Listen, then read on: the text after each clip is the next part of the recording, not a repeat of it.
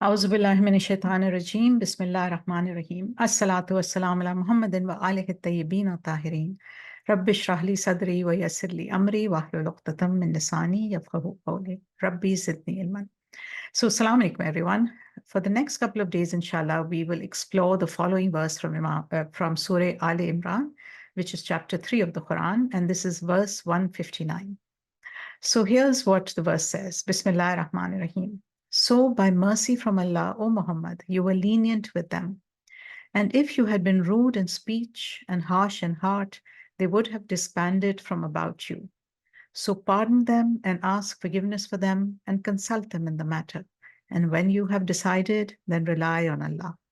Indeed, Allah loves those who rely upon Him. So there's so much to discuss and learn from this verse. We will take, a couple of sessions to do this.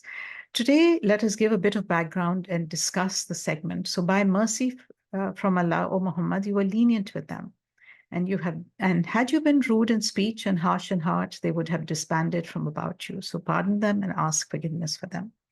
So this verse refers to the Holy Prophet ﷺ demeanor with his companions after the disaster on the battlefield of Uhud. In this battle, Muslims in the Prophet ﷺ's army defended themselves against the raiding Quraysh army, who were very strong. And despite this, under the Prophet ﷺ's leadership, the Muslims had an initial edge, and they were doing well. In fact, so well that they thought they had already won the battle.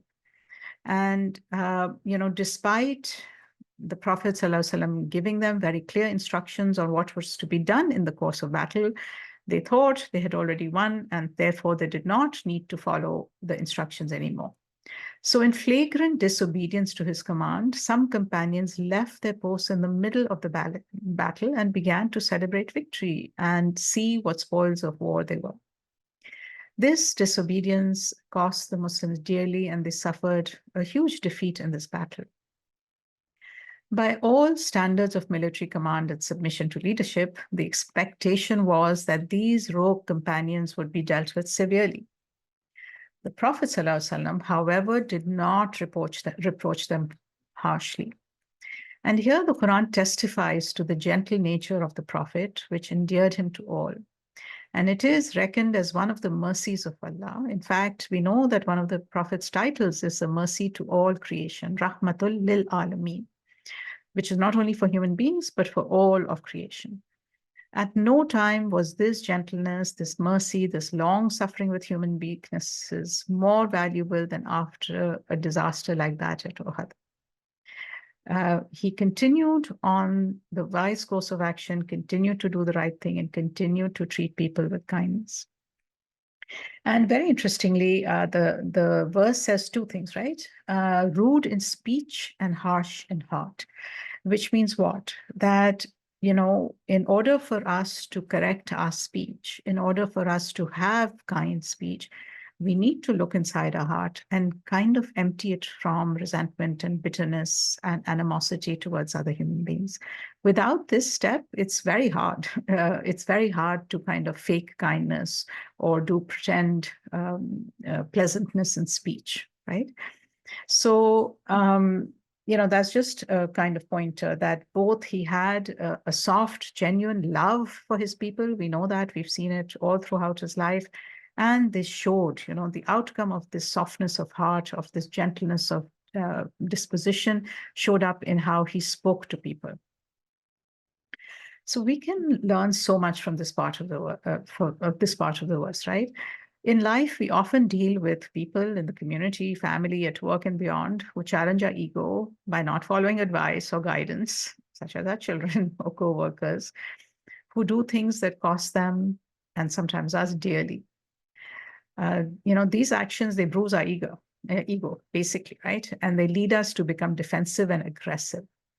And it is so very tempting in that situation, especially if we have more power, resources, and influence than they do, to act by reacting with the hurt to our ego, justifying ourselves, telling them, I told you so, are just a couple of examples of unhelpful behavior in this situation.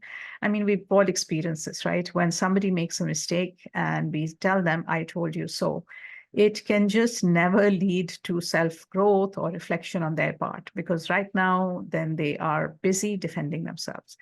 So this never works because it doesn't help the situation. It doesn't help them learn. It will simply divert their energies to defending themselves from our words. It will definitely impact the relationship, right? Because they're hurting in any case, and us telling people "I told you so" or getting upset at them at that point is simply not helpful. And reality is that we will be reacting in such situation based on their behavior and not on our principles and values, right? And when we do that, when we react in response to other people's behavior, it's like someone keeps telling me, it is like handing the remote control of our actions to somebody else, right? And when we do that, we cannot be satisfied. We are too focused on them, their actions, than living our own set of values and living by our set of principles. So the verse reminds us that positions of leadership, especially, require that we have the emotional maturity, the self-regulation, and wisdom not to react or retaliate to other people's actions. When people have made mistakes, there is absolutely a case for giving feedback, a case for helping them learn. But by being harsh, by reacting, it does not achieve any of those purposes. Right? So what can we do in a situation like this? First of all, we remind ourselves of our intention. Before we, I always like to tell myself, before opening mouth, before operating mouth, engage brain, right? Remind yourself, what is your intention here? If it is to help them learn, then reflect on what might be a better learning. Sometimes just letting people be and recognizing their own mistake, because most people recognize that they have done something wrong, which they shouldn't have. And the problem is when we intervene in this process with our own ego, then they kind of get sidetracked. So we can remind ourselves of our intention. We can remind ourselves of our principles and values. What do I want to be in this situation? What kind of a leader do I want to be? Do I want to have the kind of influence that people who are who report to me in any way, whether they're children, staff, co-workers, community members, do I want to be the kind of person who people turn to for mentorship, for guidance, or do I want to be the kind of person who exerts authority in such a way that people turn away, if I'm harsh of heart or very bitter of tongue, for example? And then, of course, we need to ask ourselves what would help, the situation, and then consider our options for action based on the above, right? And what this means is that generally in the moment, it is best to say, not to say anything. Because when we say anything, remember, we keep talking about this principle coming back again and again, give ourselves the grace of time, give ourselves the gift of a moment to gather ourselves, to engage our brain before we say things that are going to be in response or in reaction rather to other people. So, and then, of course, as the verse reminds us, pardon them and ask for forgiveness for them, right? Pardon them again, meaning that don't hold it against them. We can absolutely give them feedback, help them learn, make sure it doesn't happen again, ask them how we can support them so that this doesn't happen again, and ask forgiveness for them. And of course, all of this, none of this is easy, right? And it is the only path which allows us to exemplify self-leadership and qualifies us to lead others in any capacity. So let's reflect on that for today.